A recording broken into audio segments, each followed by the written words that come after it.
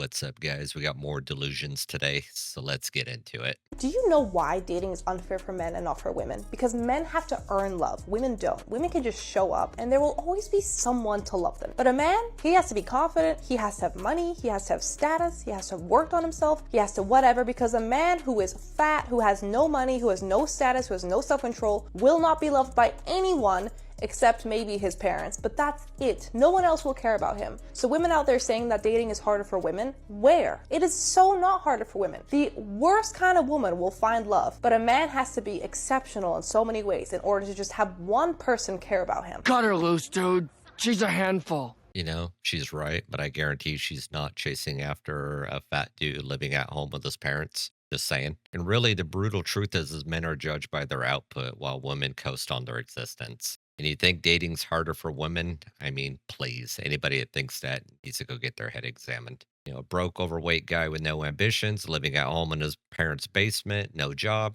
Society's going to spit on him. Even if he was working a phenomenal job, making a six-figure income and living in a nice house, society's still going to spit on him because he's an overweight guy with no ambitions or even just being overweight. But a woman with a toxic personality and zero effort is still going to have options and pull a lot of guys. And why? Because men are conditioned to provide while women are told to expect. And it's the ultimate rig system. Men must perform like circus animals just to be noticed. And ladies, if dating feels hard for you, it's probably because you're confusing high standards with entitlement. So it's time to wake up. Single and I turned 34 this summer, and when am I supposed to be having kids? Because I don't want a teen pregnancy. Do you know what I'm saying? Like, I'm absolutely still a child bride. Like, what do you, like, I still call my mom all the time. Like, which side of the letter does the postage go on? Do you know what I mean? I've raised my dog. I've had him for 10 years. He's doing great. He's going to college next semester. But getting pregnant now, I'm 33.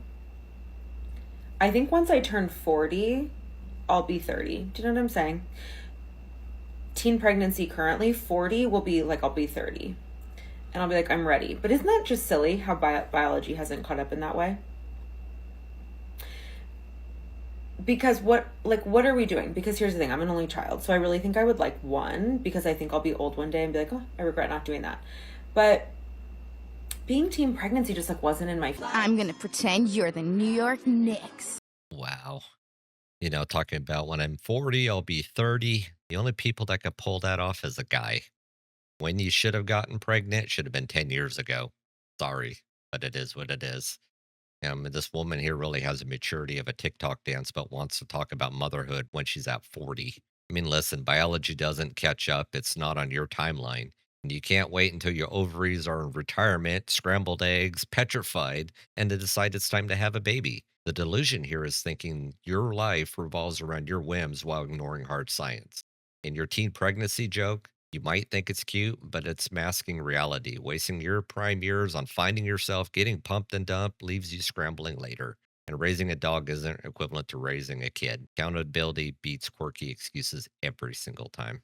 Social media has ruined dating. And I'm going to tell you why. So back in the day, before Instagram, TikTok, Facebook, all that good stuff, right? You will meet a person, you obviously find them physically attractive, right? You want to get to know them more, you exchange numbers, blah, blah, blah. When you go home, you're only thinking about that one person. I'm only thinking about that one guy I met at the party. You're thinking about that one girl from the cookout, right? Because when you go home, you're not clicking on your phone to compare her to somebody else. You're not going to her page to see what she's doing. You didn't have access to all of that stuff. So you were able to genuinely get to know someone without any bias, without comparing, without anything. Like, it was just each other on each other's mind. So now, because of social media, you go out, you meet people. The first thing you do is look them up on the internet. So now you have a idea or perception of who they might be, or just based off of pictures and videos. And it's like, you don't even know this person. You're a damaged goods lady. Social media just didn't ruin dating, it nuked the hell out of it. And back then, when you met someone, that was it. No filters, no endless options. And now you're one swipe away from someone better. Women thrive in this system because they get constant validation while men are disposable unless they stand out in the algorithm. The endless comparisons destroy genuine connection because social media is the buffet line of superficiality and it's left men questioning why they should even bother. Relationships today are about likes and not love. If you want a real connection, step off the grid and good luck finding someone willing to join you. Well, guys, modern dating is a rigged game built on shallow standards, systemic inequality, and toxic influences of social media. And men are stepping back not because they're weak, but because they're tired of the grind for one sided effort. So stop playing their game, build yourself, and go where traditional values still thrive. And embrace life where you just aren't a stepping stone to someone else's fleeting validation. Well, guys, definitely a short one today, but tomorrow and Friday will be a longer videos. But if you like what you see, hit that like button, share, subscribe, drop me a comment down below. Tell me what you think, all that fun stuff. Um, I'll catch you on the next one. Peace.